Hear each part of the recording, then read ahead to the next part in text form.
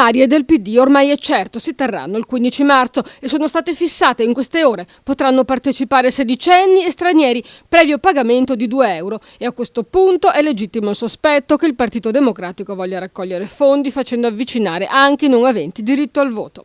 I candidati dovranno presentare 1.000 firme a sostegno della loro candidatura, disporre di 10.000 euro ciascuno per le spese e sottoscrivere il programma del PD. Finora sono 4 gli aspiranti sindaco: Felice Casson, Jacopo Molina, Giovanni Pellizzato e Nicola Pellicani, a cui si aggiunge l'esponente della sinistra Sebastiano Bonzio. Ma Bonzio potrebbe anche cedere il passo. Molina è renziano, spesso critico con l'ex giunta Orsoni, ora schierata con Nicola Pellicani, e proprio contro quest'ultimo ha tirato la prima bordata nei giorni scorsi, rivelando che il consorzio Venezia Nuova ha finanziato la Fondazione Pellicani, seppure in forma lecita. Felice Casson, senatore sostenuto da una minoranza del PD e da vari comitati di diverso orientamento, è accusato da Nicola Pellicani di continuare a percepire il compenso di senatore anche se sta facendo la campagna elettorale.